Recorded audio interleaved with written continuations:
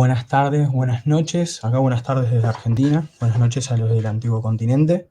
Un gusto estar acá de vuelta con ustedes, demoledores y demoledoras de geopolítica. Mi nombre es Lautaro Chazarreta, estudiante de Historia de la Universidad de Buenos Aires de Argentina. ¿Cómo andas, Adrián? Hola, ¿qué tal, Lautaro? Encantado de estar contigo y con los que nos están oyendo.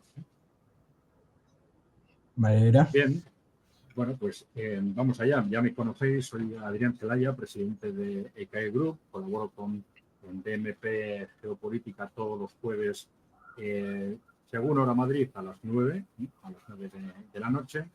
Y hablamos en estos programas pues, de temas geopolíticos a veces, económicos, también de cultura y valores, pero siempre desde una perspectiva estratégica interrelacionada, ¿no? Hoy vamos a hablar del tema hacia el fin del capitalismo, un tema que en principio suena muy fuerte y la verdad es que es importante, seguramente de una gran sensibilidad para muchos de los que oigan el programa. Vamos con ello, doctor. Bien, vamos hacia el fin del capitalismo, ¿no? Bueno, tenemos que tener en cuenta que, claro, estamos hablando de futuro, de hacia dónde vamos, y prever el futuro pues siempre es complicado, ¿no? Vamos a intentar no preverlo, pues hablamos siempre de lo que sabemos, de lo que no sabemos. Solemos decir que nosotros en ECAE Group somos analistas, no somos agentes políticos, por lo tanto no tenemos que responder a todo. Explicamos lo que conocemos y lo que no conocemos tenemos que decir que es así, o que no lo conocemos, o que tenemos dudas, o que hay distintas opiniones, etcétera, ¿no? Bueno, entonces, dentro de ese contexto de incertidumbre o exploratorio, pues vamos a intentar avanzar en este tema, comenzando por la pregunta que tenéis en la pantalla, ¿no? Es importante para situar este tema que distingamos entre fin del capitalismo o fin del modelo neoliberal. Es decir, estamos en este momento dentro de un modelo neoliberal que tiene retos evidentes, cuyo supervivencia se ha cuestionado y es muy posible que termine dentro de unos pocos años. Pero el que termine el modelo neoliberal es una cosa distinta al que termine el capitalismo. El modelo neoliberal es solo uno de los modelos a través de los cuales se ha desarrollado el capitalismo. Y el objetivo de hoy no es tanto profundizar en el fin del modelo neoliberal, eso ya hemos hablado en otros contextos, sino profundizar en concreto en el fin del capitalismo. ¿Vamos o no vamos hacia el fin del capitalismo? Pero bueno, para centrar un poco estos conceptos, vamos a decir qué entendemos por capitalismo y qué entendemos por neoliberalismo o por capitalismo neoliberal, de una forma más o menos rápida. Son términos que tienen una gran carga ideológica y, como todos los términos con mucha carga ideológica, se deforman en función de quién está a favor, quién está en contra, etc. Pero bueno, sintetizando, ¿qué es el capitalismo? Bueno, el capitalismo es un sistema económico o socioeconómico, si queréis, que se va consolidando más o menos desde el Renacimiento, pero que se convierte en modelo dominante con la Revolución Industrial. Fines del siglo XVIII, sobre todo en el Reino Unido, y principios del siglo XIX. A partir de ese momento se convierte en modelo dominante en el mundo, en el conjunto del mundo, ¿no? Se basa en economía de mercado, funciona a través del mercado, que se articula a través de unidades productivas, empresas, que son capitalistas, empresas capitalistas, pues son empresas propiedad de los inversores, de los que han puesto dinero en ellas, y contratan a trabajadores asalariados para producir bienes y servicios. Bien, ese mercado se regula en base al objetivo de maximizar el beneficio por parte de los inversores, en base a la competencia entre los distintos empresarios dentro del mercado y a la relación entre oferta del mercado, demanda de los consumidores. La intervención del Estado en la economía se limita y a lo largo de los años, de los 2 siglos, si queréis, de capitalismo, se ha ido produciendo una concentración progresiva en los distintos sectores empresariales, ¿no? Hay una tendencia a muy largo plazo muy evidente hacia una concentración, de tal forma que las empresas tienden a ser cada vez mayores, ¿no? Bueno, eso para decir de forma muy rápida, sintética, qué es lo que vamos a entender por capitalismo a efectos de esta explicación. Bueno, el capitalismo neoliberal, ¿qué es? Bueno, pues es uno de los modelos del capitalismo que se implantó sobre todo a partir de la crisis económica de los años 70. Una crisis en la cual se hizo una interpretación de que los resultados, los beneficios que las grandes empresas, porque las empresas obtenían por sus inversiones, no eran suficientes, y entonces se abrió toda una batería de medidas para impulsar los beneficios de las corporaciones, ¿no? Se cuestiona el modelo de posguerra, es un modelo social de posguerra que construyó un sector público empresarial muy potente. Bueno, pues todo eso se va cuestionando y deshaciendo progresivamente. Curiosamente, hay aspectos que no se cuestionan, ya lo explicamos el otro día, como es la totalidad del gasto público, que quizás por razones estructurales, ¿no? Pero, bueno, en definitiva hay una serie de contradicciones que se producen en este modelo muy relacionadas no tanto con temas ideológicos, sino con los intereses que laten detrás del modelo, que son intereses muy ligados a las grandes corporaciones, ¿no? También se utiliza el fenómeno de la globalización como un instrumento para impulsar los beneficios de estas grandes empresas, y luego que ha tenido una sorprendente falta de éxito, ¿no? Que se ha producido una baja inversión productiva durante estos 40 años de neoliberalismo, una inversión que además ha ido cada vez a menos, un crecimiento escaso también que ha ido cada vez a menos hasta el estancamiento en el que vivimos en el siglo XXI, y además la economía se ha mantenido artificialmente en base a abusar de la mano de obra femenina, sobre todo como consecuencia de que la incorporación masiva de la mujer al mercado de trabajo no es en base a repartir el trabajo, sino en base a obligar a las mujeres a añadir al trabajo doméstico 40 o 45 horas de trabajo profesional, ¿no? Y también se ha mantenido artificialmente en base al sobreendeudamiento, una acumulación constante de deuda que resuelve todos los problemas a corto plazo, pero que hace cada vez más graves los problemas de fondo. Bueno, disculpad esta introducción un poco larga, pero centrar, para saber de qué estamos hablando, el concepto de capitalismo y el concepto de capitalismo neoliberal, tal como los vamos a entender, por lo menos en esta presentación, pues es importante para que no se nos escapen las ideas, ¿no? Perdonar si esta presentación en algunos aspectos es demasiado técnica para algunos de los que nos oís, pero bueno, vamos a intentar explicarlo de forma lo más clara posible. Bueno, en primer lugar, cuando hablamos del posible fin del capitalismo, tenemos que tener en cuenta que ese posible fin del capitalismo puede suceder por dos vías. Tenemos dos opciones teóricas para plantearnos ese final del capitalismo. La primera es el agotamiento intrínseco del capitalismo. Es decir, que el capitalismo, que ha sido una extraordinaria máquina de generación de riqueza, aparte de generar otros problemas, evidentemente, pero que como máquina de generación de riqueza pueda irse agotando en el tiempo.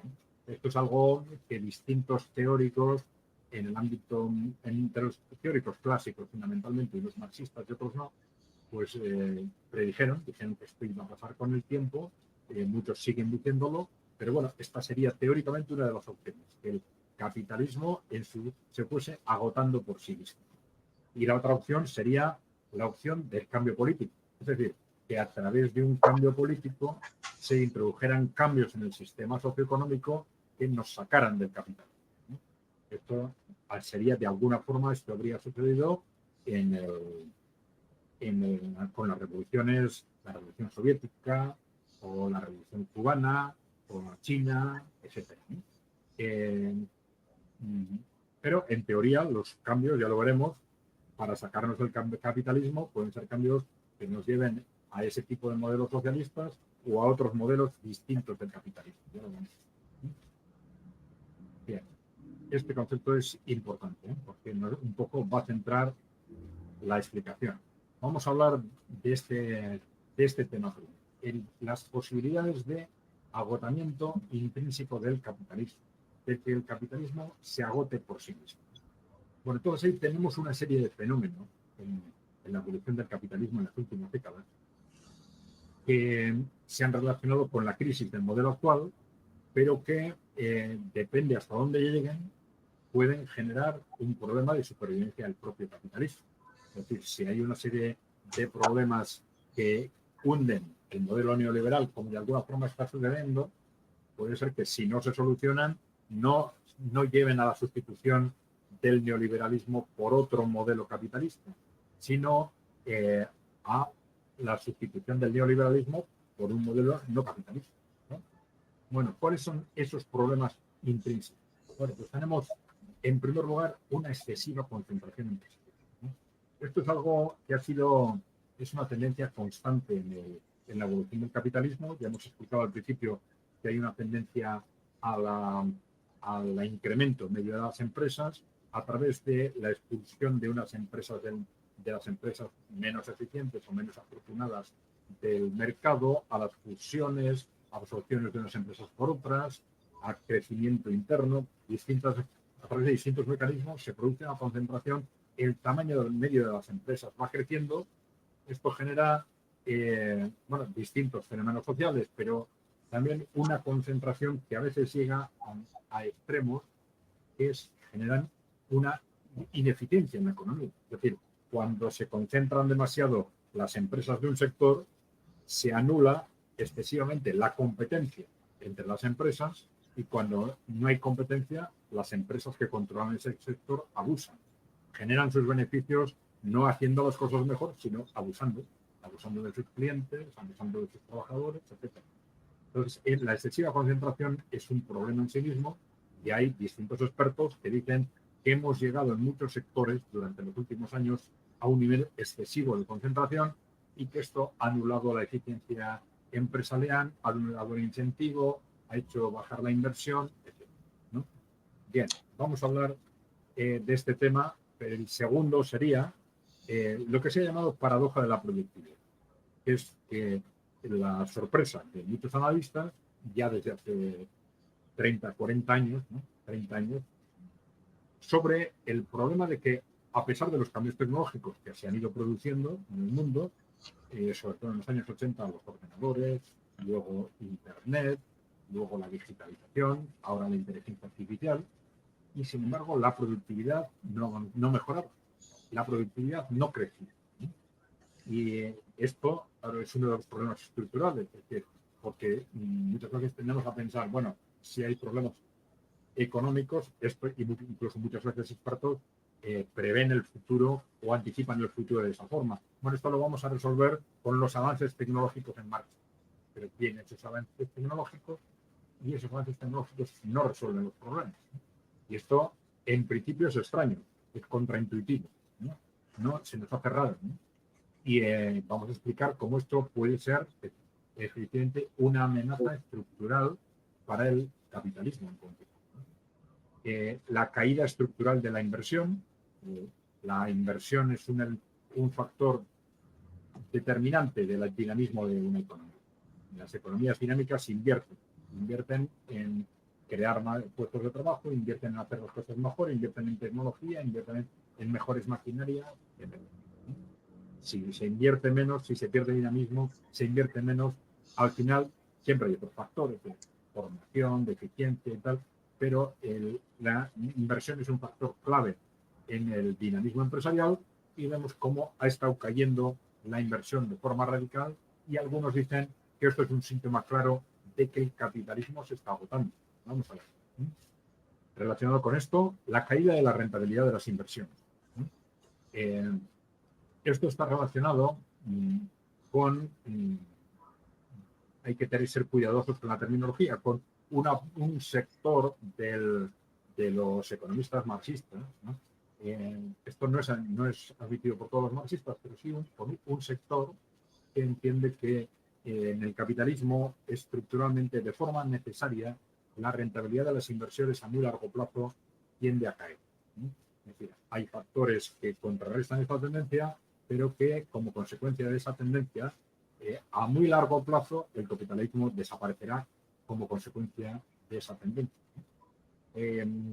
Bueno, esta tendencia está muy relacionada con lo que no es exactamente el mismo concepto, ¿no? Con lo que solemos llamar en economía convencional intensidad de capital.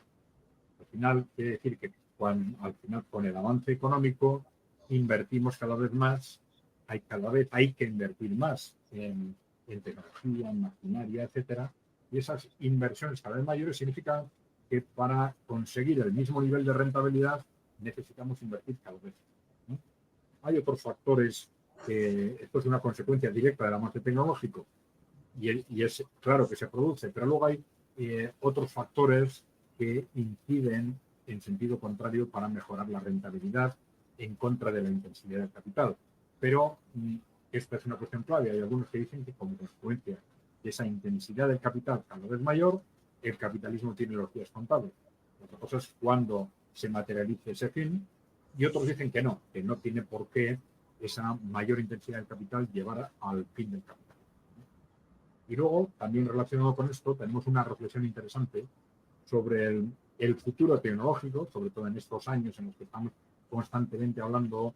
Pues, bueno, en realidad es un discurso repetido, porque es un discurso que se desarrolló en la época de los ordenadores, ¿no? Un discurso de la introducción de la informática, un discurso que se ha desarrollado también con la digitalización hace 5 o 10 años y ahora se está volviendo a desarrollar con la inteligencia artificial.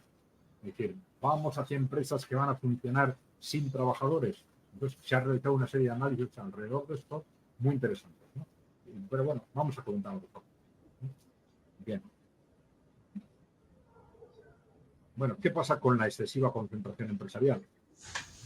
Bueno, pues que esa excesiva concentración empresarial, que es una tendencia estructural del capitalismo, eso ya lo sabemos, ha llegado ciertamente en los últimos años a extremos casi sin precedentes. Digo casi porque, por ejemplo, a fines del siglo XIX hubo momentos en los que, por ejemplo, en Estados Unidos hubo niveles de concentración en el ámbito de la gran empresa realmente impresionantes, ¿no? Alrededor de lo que se llamó los trusts, y esto llevó a desarrollar las políticas antitrust, precisamente en Estados Unidos, que eran políticas de defensa de la competencia y que estaban fundamentalmente dirigidas contra el grupo Rockefeller, que era el que se estaba haciendo de alguna forma con el control en distintas industrias, ¿no? Es curioso cómo más de un siglo después, a pesar de que toda una rama del derecho, el derecho de la competencia, ¿no?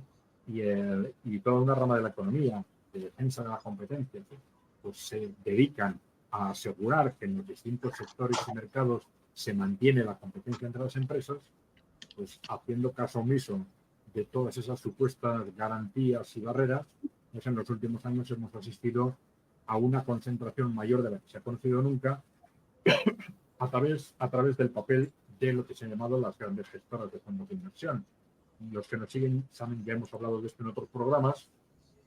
Estamos hablando de BlackRock, Vanguard, Blackstreet, etcétera, que son Blackstone, que son grandes gestoras de fondos de inversión que invierten en prácticamente todas las multinacionales y tienen entre un 5 y un 10% del capital en todas ellas, y de tal forma que no solo tienen inversiones en todos los sectores, sino que dentro del mismo sector, las empresas que en teoría deberían estar compitiendo dentro del mismo sector, están todas ellas participadas por estos grandes fondos de inversión, que inicialmente decían que solo invertían, pero nunca iban a interferir en la gestión, pero que interfieren cada vez.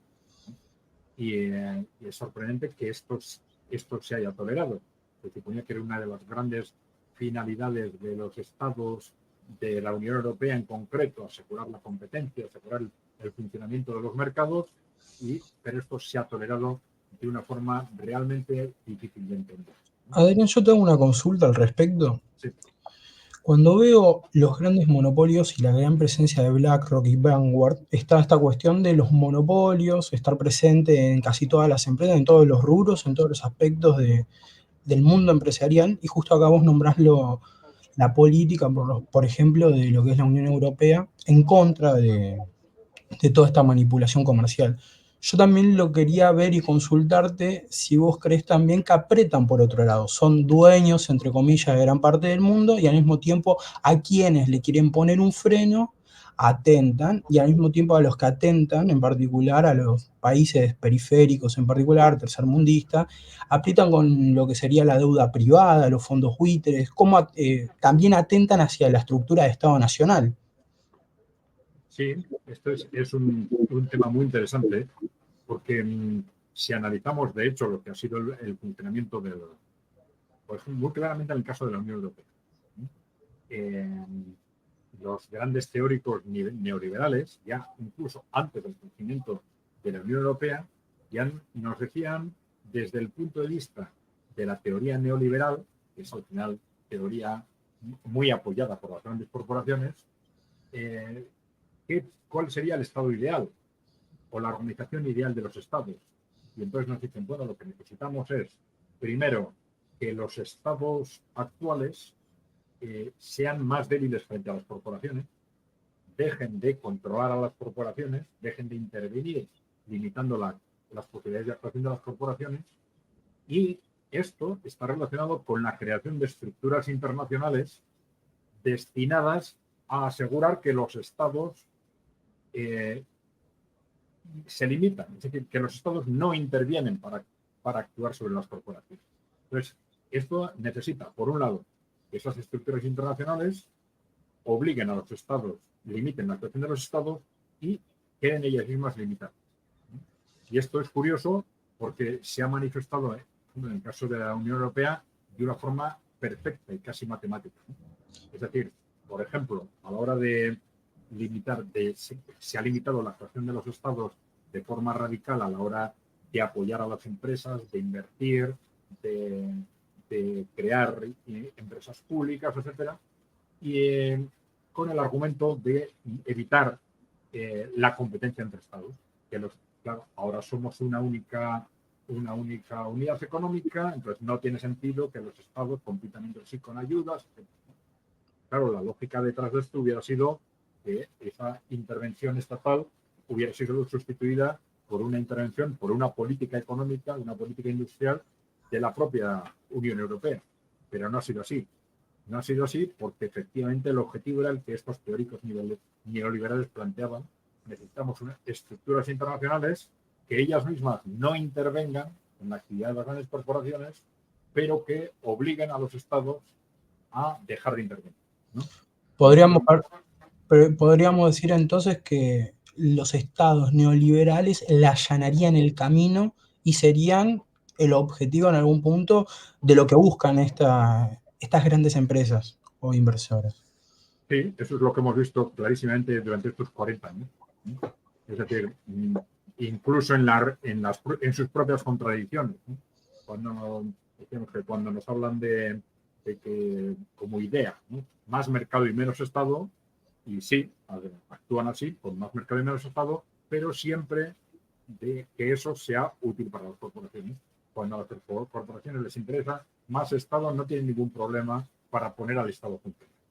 Entonces, esto es una reflexión muy interesante sobre lo que es realmente el modelo neoliberal, ¿no? Bien, bueno, pues en definitiva, este sería uno de los grandes retos estructurales que nos estarían indicando que las grandes corporaciones se están, a través del marco que están creando, este marco monopolístico, oligopolístico, que ya han creado de alguna forma entre todas las multinacionales, de alguna forma están destruyendo y así el capitalismo. Ahora mismo está viendo en España información sobre un proyecto de adquisición de uno de los grandes bancos, el BBVA, por uno de los grandes bancos, a uno de los bancos de segundo nivel, el Banco de Sabadell. Entonces, que si están de acuerdo, no se ponen de acuerdo, pero resulta que detrás de los dos están estos fondos. Están BlackRock y Vanguard, están en el Banco de Sabadell y están en el BBVA. Y están también en el otro gran banco español, el Banco Santander, ¿no? Con lo cual, esto es algo absolutamente absurdo. Esto está destruyendo la propia lógica del capitalismo, que ya hemos dicho que se apoya no solo en los intereses del inversor, sino en que esté sometido a una disciplina del mercado. Si esa disciplina del mercado desaparece, a corto o medio plazo, esto puede ser tremendamente interesante para esas corporaciones, pero destructivo, evidentemente, para la lógica del capitalismo. ¿Vale? Bien, vamos a otro de los retos del capitalismo de los últimos años, que es la paradoja de la productividad. Ya lo hemos explicado. La cuestión es, ¿cómo es posible que con todos los avances tecnológicos que se han producido no se haya incrementado la productividad o se haya incrementado cada vez menos hasta reducirse a niveles de estancamiento? Ahí tenéis en este gráfico cómo desde los años 60, en la época del gran desarrollo de posguerra, en el periodo, cuando comienza el periodo neoliberal, empieza a caer la productividad hasta llegar a una situación de práctico estancamiento en el siglo XXI. Son datos de la eurozona, pero es similar en Latinoamérica y muy similar también en Estados Unidos. Y bueno, pues esta es la gran cuestión. El capitalismo no está, por lo menos en el modelo neoliberal, el capitalismo no está consiguiendo rentabilizar los avances tecnológicos, ¿no? Y esto es una cuestión de vida o muerte para el capitalismo. Incluso esta misma semana ha aparecido información de Bloomberg que está haciendo referencia a este mismo dato desde la perspectiva, esto podría ser este gráfico, por ejemplo, ¿no?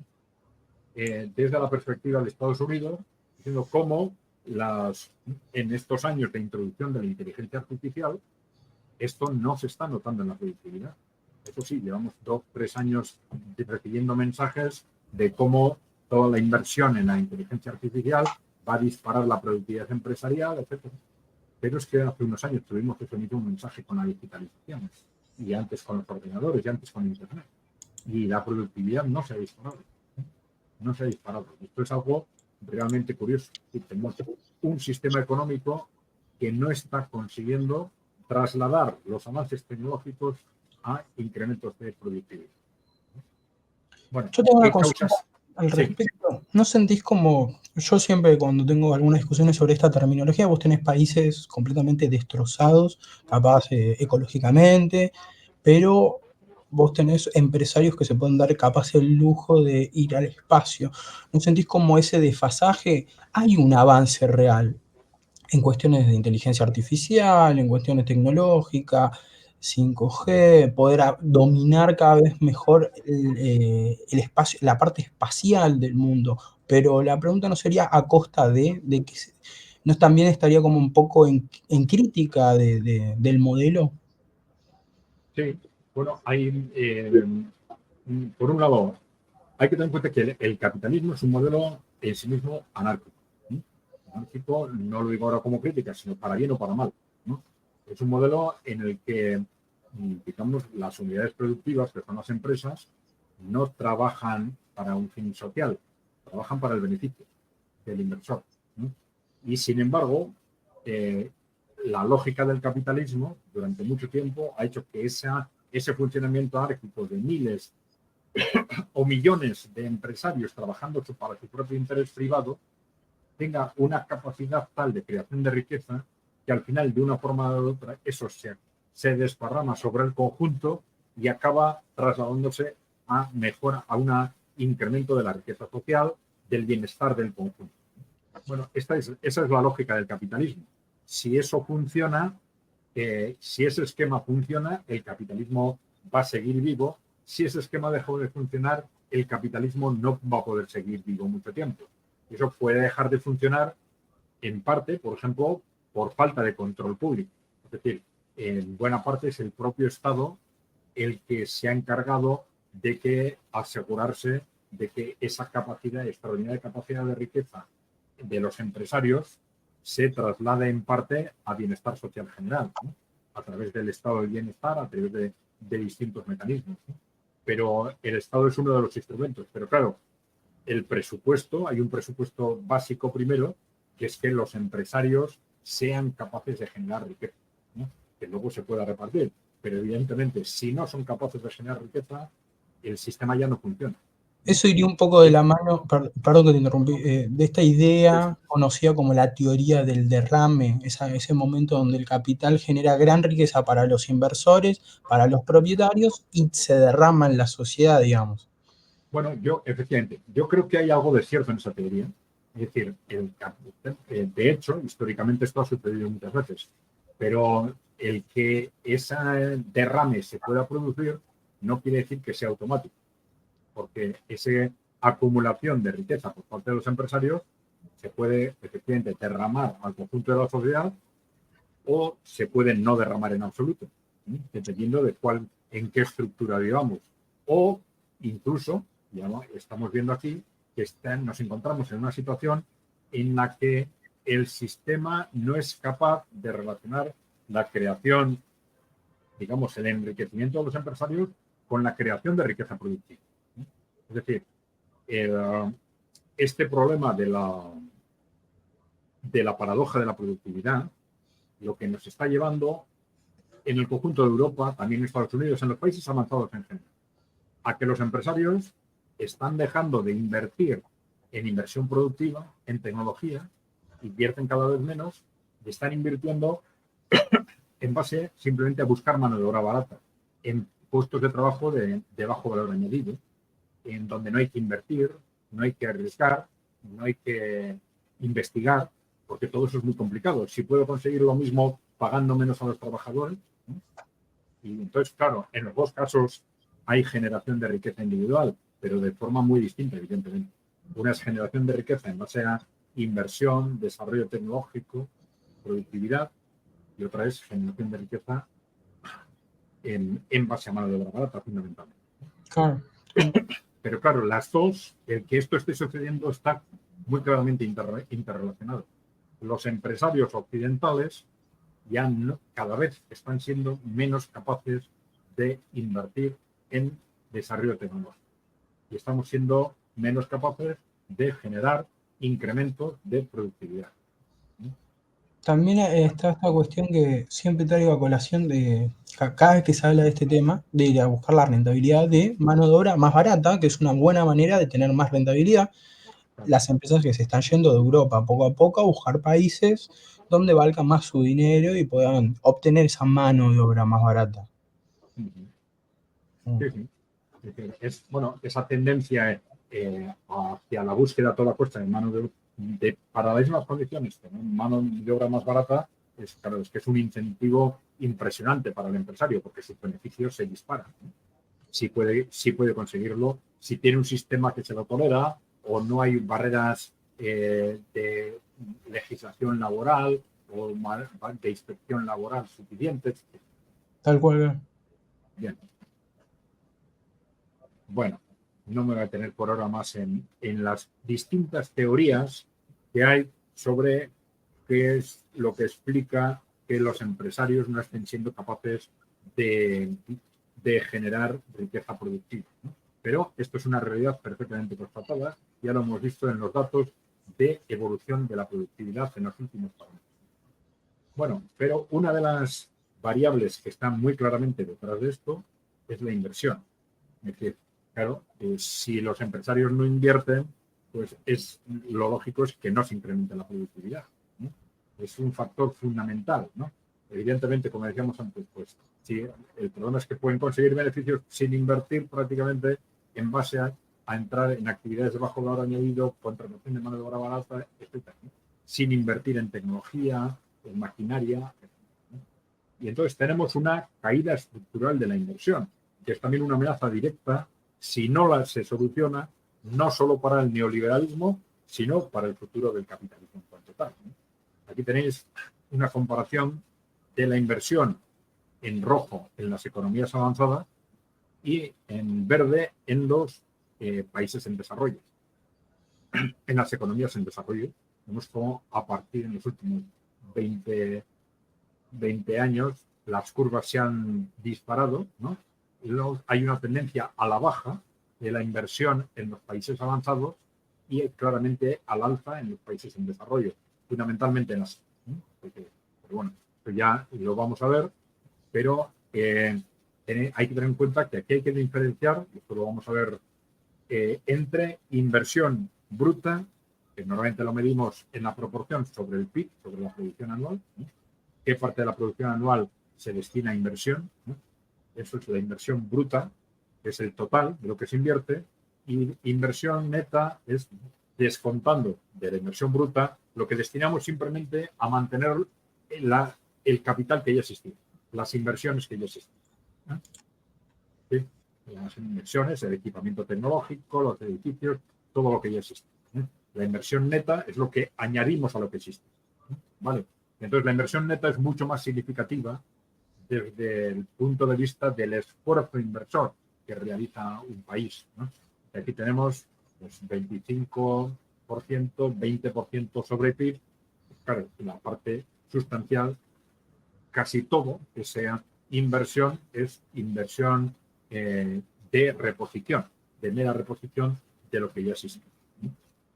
Bueno, también sobre inversión bruta, aquí tenéis pues, una comparación entre China, Europa y Estados Unidos, ¿no? Es como la inversión en la curva en Estados Unidos, en Occidente en general, es mucho más baja y claramente hacia abajo, mientras que en China ha sido disparada y muchísimo más alta que la de Europa y Estados Unidos. Hay factores que explican este dinamismo inversor de los países en desarrollo. Y, bueno, cuando una economía está en desarrollo es más fácil que crezca, es más fácil que invierta, que cuando una economía ya está, que invierta más, que cuando una economía ya está desarrollada, ¿no? Pero bueno, vamos a verlo porque puede haber otros factores. Ese es uno de los factores a tener en cuenta, pero solo uno. Bueno, esto es lo mismo en versión bruta, pues China, y comparado con los países avanzados en las líneas inferiores, y en la línea intermedia serían las economías emergentes sin China. Las superiores, la de China, la línea intermedia, las economías emergentes sin China, que seguimos viendo que está por encima de la de los países avanzados. Aquí parece que es solo un poco por encima, pero como estamos hablando de la inversión bruta, porque en la neta es muy por encima. Bueno, lo mismo, bueno, esto es, no, aquí no me voy a detener, comparación de la inversión bruta y neta en la propia China. Pero bueno, inversión neta. Bueno, y aquí tenemos ya como en los países avanzados se han producido ya hacemos entre el año 55 y el año 2015 y vemos como hay una tendencia hacia abajo, claramente, desde los años 80, desde el periodo neoliberal aproximadamente. Bueno, aquí algo parecido, esto es sobre Estados Unidos, la evolución de la inversión neta sobre la producción. También vemos una curva hacia abajo, clarísimamente. Al final esta inversión es lo que está detrás de todo, ¿no? Está detrás del dinamismo empresarial, ¿no? Y esto es también lo mismo, una curva hacia abajo de la inversión neta en Estados Unidos. Esto es más sobre la euroárea y para un periodo más concreto también nos refleja esa evolución negativa. Esto es también inversión neta en la Unión Europea, eurozona, que es la parte de la Unión Europea que está dentro del euro, y Estados Unidos entre 1990 y 2018, los últimos 30 años aproximadamente. La curva de la izquierda es lo relevante en este caso, el sector privado, como vemos también cómo va claramente hacia abajo. Claro, yo te iba a hacer una pregunta. Justo Sí. este gráfico viene perfecto. La gran diferencia entre una inversión privada y la inversión pública, capaz a veces salida de la emisión monetaria o el pedido de algún tipo de deuda con algún organismo internacional. Acá está bastante clara por lo menos la diferencia en parte del sector privado y público. Una por lo menos es más soberana, tener después una deuda no posible de pagar es un problema futuro, ¿o no? Sí, esto es muy importante porque, bueno, sí, efectivamente, tanto la inversión como el conjunto de la economía se puede sustentar en deuda. El problema no es la deuda pública, sino la deuda pública y privada, las dos, ¿no? Y estructuralmente tenemos más un problema de deuda privada que de deuda pública. Cuando estalla la crisis financiera en el 2008, no había un problema de deuda pública, al contrario, hay un problema estructural de deuda privada, que es la base fundamental de que las economías se hundan, y precisamente se empieza a crear deuda pública para compensar la caída de la deuda pública, ¿no? Y esto no es un problema de que, como se suele decir desde ciertos ámbitos, de que los gobiernos son gastadores, gastan mucho, derrochan, tal. No, no, no, porque no es un país concreto ni otro, no. Son todos los países occidentales los que de una forma u otra han tenido que compensar esa caída de la deuda privada alimentando ellos artificialmente el mercado para evitar hundirnos en la depresión. Vamos. Y sí, relacionando con lo que has comentado, para nosotros efectivamente es muy relevante en todo el vídeo de hoy distinguir, nos estamos centrando en el ámbito privado, porque precisamente una cuestión clave es en qué medida la actuación a través del ámbito público puede sacarnos de estos problemas estructurales y en qué medida esa utilización de lo público para sacarnos de problemas estructurales nos puede llegar a sacar no solo del neoliberalismo, sino del capitalismo, dependiendo hasta dónde llegue. Esto es una cuestión que vamos a examinar después.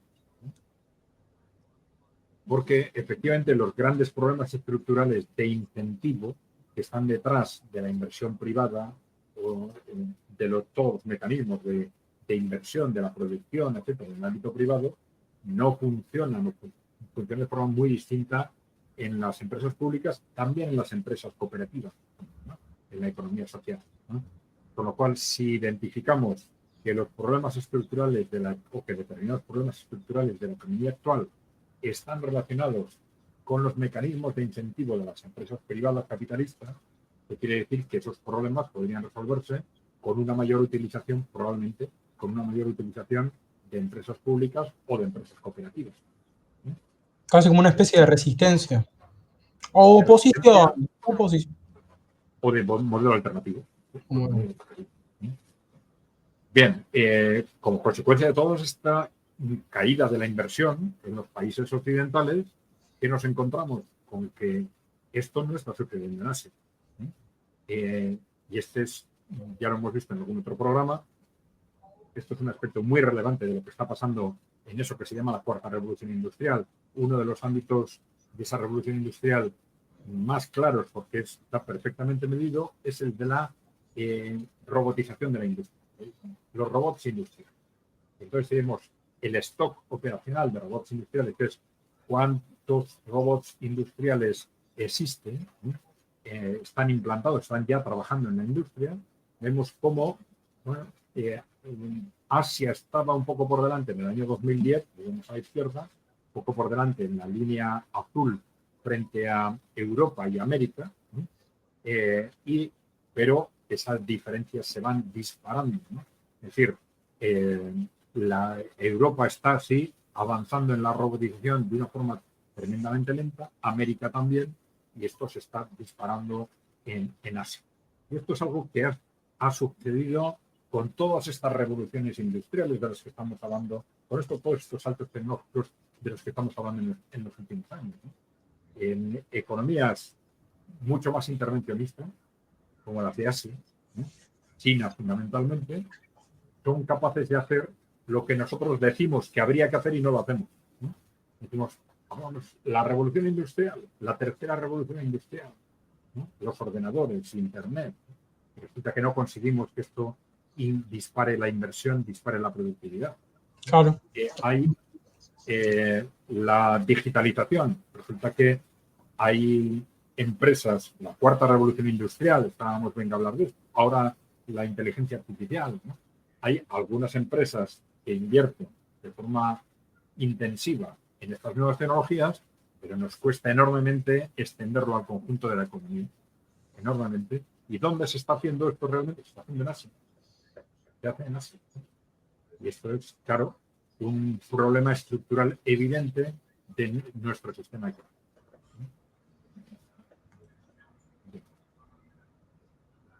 Bueno, detrás de la productividad, detrás de la inversión, tenemos, bueno, y si no se invierte, ¿por qué no se invierte?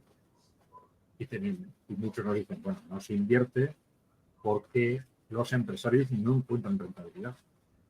Porque para los empresarios no es suficientemente rentable pues, invertir en productividad, invertir en inversiones productivas, invertir en tecnología. Ganan dinero no con inversiones productivas, como hemos dicho antes, sino simplemente contratando, de ser posible, mano de obra barata, ¿no? Entonces nos encontramos, muchos dicen, bueno, pues aquí tenemos lo que nos decía por lo menos un sector del marxismo que iba a pasar, ¿no? Que es que iba a haber una caída estructural de la rentabilidad de las inversiones que al final iba a suponer el final del capitalismo. Entonces, por eso es un tema especialmente interesante.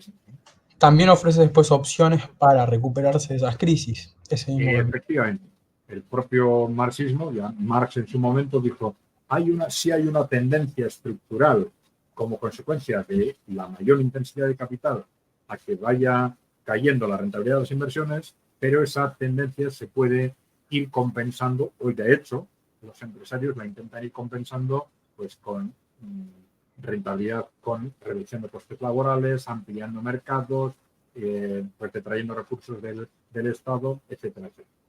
Pero bueno, el tema es, en conjunto, muchos marxistas decían, a pesar de esas contratendencias, a largo plazo esas contratendencias no pueden compensar esa evolución tan clara a muy largo plazo de la tasa de ganancia. El problema es que no hay un acuerdo sobre cómo medir esto, ¿no? Primero sobre los conceptos, ¿no? Los conceptos, por ejemplo, pues de intensidad de capital o de rentabilidad o de beneficio en la economía son distintos los que se utilizan en las estadísticas habituales muchas veces de los que se utilizan, por ejemplo, por los autores marxistas, ¿no? Aquí estamos hablando claramente, lo que nos interesa es ese concepto que suelen utilizar los marxistas de verlo desde el punto de vista del entendimiento. Es cuánto ganan las empresas, ¿no? Cuánto consiguen los inversores con su inversión. Si con su inversión es lo suficientemente rentable para animarles a hacer nuevas inversiones, ¿no? Si sus expectativas de inversión son suficientes para animarles a hacer nuevas inversiones. Eso es lo que dinamiza la economía. El razonamiento está claro, pero luego eso, ¿cómo se traslada a las estadísticas? ¿Qué conceptos y qué cuantidades hay exactamente que utilizar? Hay muchas discrepancias, ¿no? Pero bueno, hay un sector importante, aquí tenéis este gráfico, es de Michael Roberts, ¿no? Que hay un sector significativo del marxismo que está defendiendo que ya las tasas de rentabilidad han caído significativamente durante los últimos años y que esto explica en buena parte lo que está pasando. Y si esto es así, le va a ser muy difícil al capitalismo, aunque intente, pero a medio o largo plazo no va a ser capaz de recuperar sustancialmente esa caída tan drástica de la rentabilidad de las inversiones, ¿no? Bueno, esta es una cuestión clave sobre el futuro del capitalismo, ¿no? Bueno, esto es un dato parecido sobre evolución de la intensidad de capital, es decir, en qué medida las inversiones han ido creciendo, han ido incrementando el capital hablando en el conjunto de los activos, ¿no? El conjunto de las inversiones en cada década. Tenemos este gráfico para los países avanzados, la eurozona, Estados Unidos, el Reino Unido y Japón.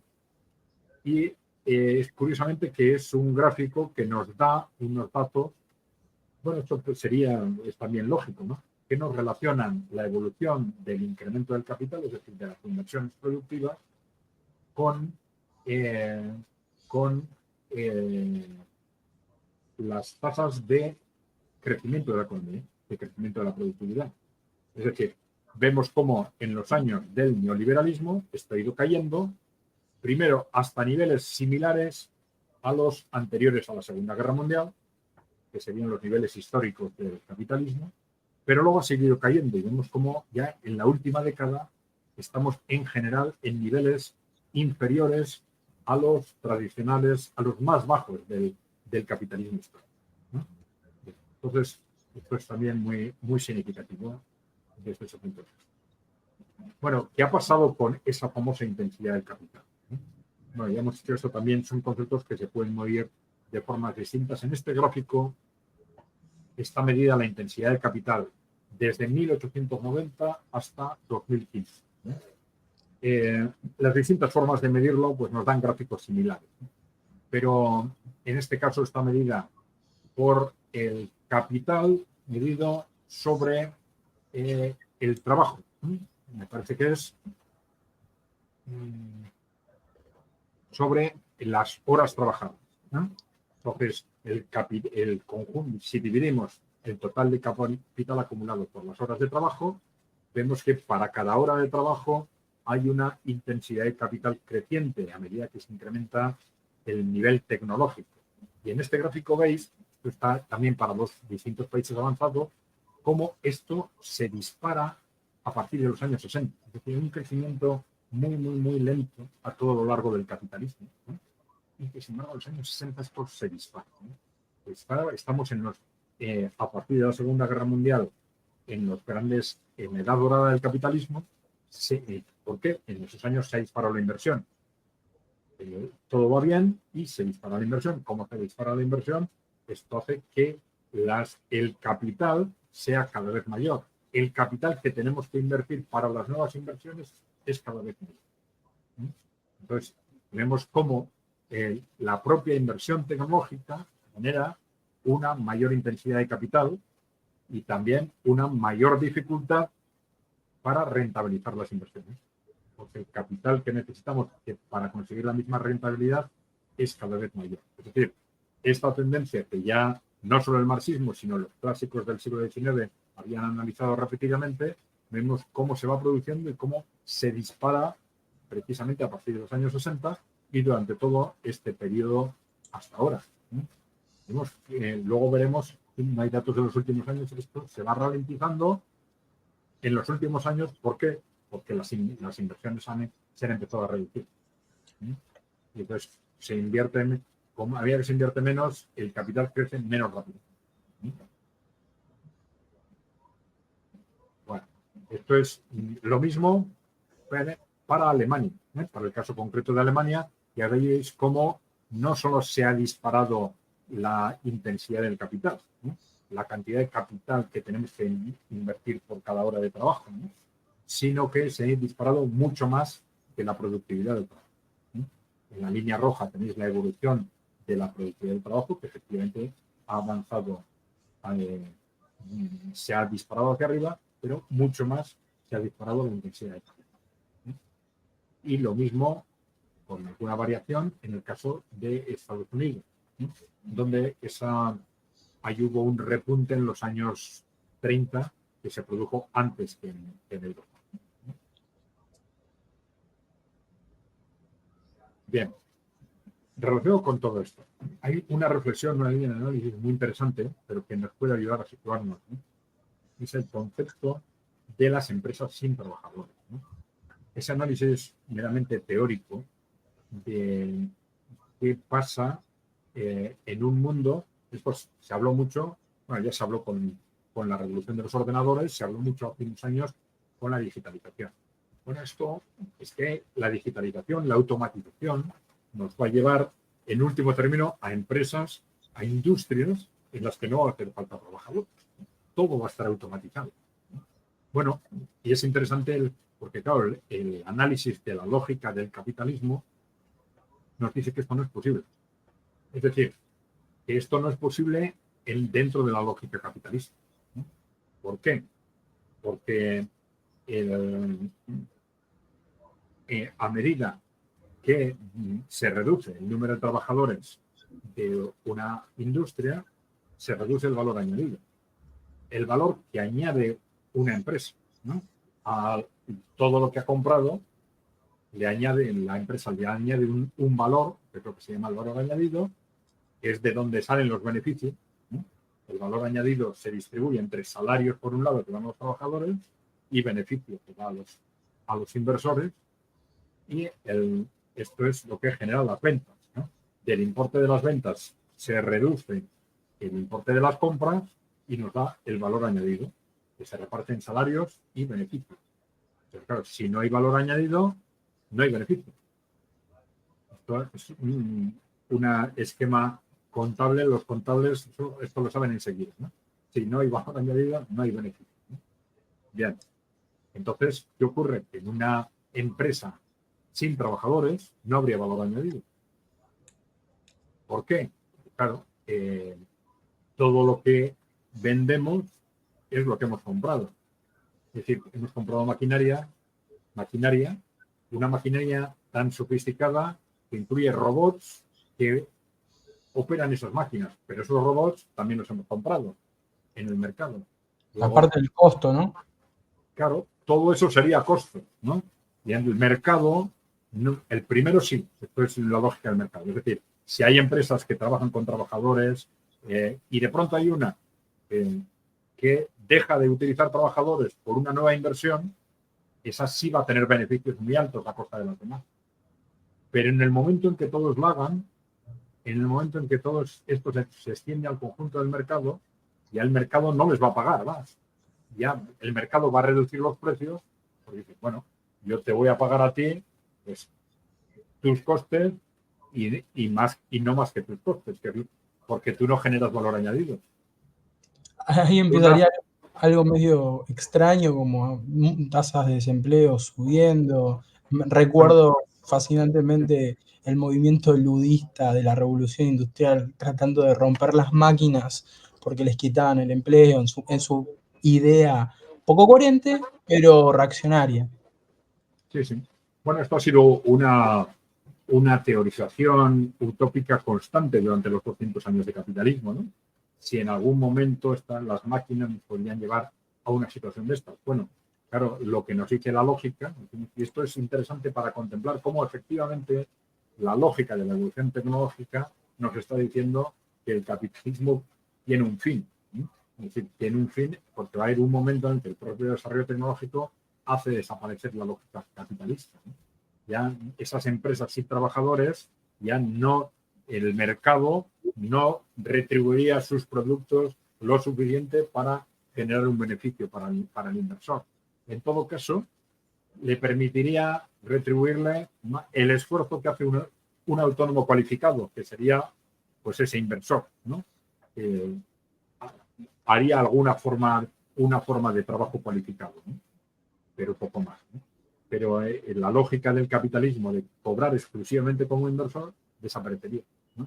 Entonces, a medida que el sistema se va acercando a un modelo de cada vez menos trabajadores, le va a ser ciertamente cada vez más difícil rentabilizar las inversiones. ¿No? Y por eso muchas veces hay sectores intensivos del capital que son difíciles de rentabilizar. ¿No? Bien. Y no es casualidad que sean muchas veces sectores intensivos en capital los que han sido trasladados al ámbito público. En la Europa de posguerra a veces y también ahora en los países emergentes. ¿No? Y entonces vemos cómo en esos sectores intensivos en capital a muchos inversores privados les cuesta. Hay sectores en los que esto se compensa por otras formas y tal, pero en sí mismo esto puede ser un problema, ¿no? Pero bueno, sí vemos que desde un punto de vista teórico, en principio, hay una orientación hacia un futuro en el que la rentabilidad del capital desaparece. Y cuando desaparece la rentabilidad del capital, ya desaparece la lógica del capital. Por eso esta reflexión, aunque es meramente teórica, es interesante en ese sentido. La cuestión es, ¿en qué medida los niveles de intensidad de capital a los que estamos llegando nos aproximan o no a ese futuro? Bueno, pero el que ya distintos analistas estén haciendo referencia de forma muy alegre y seguramente no suficientemente meditada a que estamos en camino hacia las fábricas sin trabajadores, no se han dado cuenta de esta reflexión, de que eso es sería el fin del capitalismo. Porque claro, ¿qué es lo que sucede si se mantiene el sistema capitalista en esa situación? Que la inversión va cayendo necesariamente. El sistema va perdiendo dinamismo necesariamente. Salvo que se introduzcan otro tipo de mecanismos, otro tipo de lógicas, probablemente no capitalistas. ¿Se entiende esto, no? Sí, sí. Y nos quedamos con esa parte de que está más al final de opciones para el futuro. Bien. Sí, claro que ya hemos pasado una hora. Pero igual si querés podemos continuar un poco más, si querés llegar a un poco, por lo menos las opciones. Sí, porque casi esto, si te parece, lo podríamos dejar para otro programa, ¿no? Porque efectivamente, inicialmente habíamos dicho hablar de dos opciones teóricas sobre el fin del capitalismo. Sí. La primera era que el capitalismo, por su propia lógica, tienda a agotarse internamente, que es lo que hemos expuesto hasta ahora. Y la otra es la posibilidad de introducción política de un nuevo modelo económico no capitalista. Entonces, en este momento no hay, digamos, planteamientos de revolución socialista con un peso político significativo en Occidente o para que nos puedan situar ante ese contexto. Las revoluciones socialistas fueron un ejemplo de un salto fuera del modelo capitalista a través de un cambio político. Pero las dudas se nos pueden plantear con respecto a dos de las opciones que sí tenemos encima de la mesa. Una de ellas planteada por las grandes multinacionales, que es ese modelo corporativo o de capitalismo inclusivo, con respecto al cual hay dudas de si lo que están planteando se mantiene o no dentro del capitalismo, como hemos dicho al principio, y las otras dudas serían alrededor del modelo emergente, ese modelo que están planteando los países emergentes, que en buena parte lo están aplicando a sí mismos, y podríamos o deberíamos analizar en qué medida ese modelo es o no un modelo capitalista. Y este análisis, si te parece, porque se nos ha acabado el tiempo, lo podemos dejar para la semana que viene. Con mucho gusto. Muy nutritivo, pues justo esto. Por favor, conéctense la semana que viene, porque se viene ese tema que es bastante interesante y es una mirada hacia el futuro, por lo menos, que es muy importante. Sí, por supuesto también recordar a todos los que nos escuchan que si nos dejan preguntas en los comentarios, nosotros vamos a hacer vídeos específicos de preguntas y respuestas en los que vamos a intentar responder en la medida en que podamos a las mismas, ¿no? Estaremos en este tipo de programas dedicados a un tema concreto todos los jueves a la tarde o noche, 9 horas de la noche en hora Madrid, y además intentaremos en esos programas de preguntas y respuestas, responder a las preguntas que nos hagáis. Perfecto, Adrián, un saludo a todos. No se olviden de dejar su like, compartir, comentar, por favor, si tienen alguna duda, como dijo Adrián. Y suscribirse al canal. Por favor. Te dejo a vos. Un saludo. Bien, gracias. Perfecto. Gracias, Lautaro, y gracias a todos los que nos escuchan. Un saludo.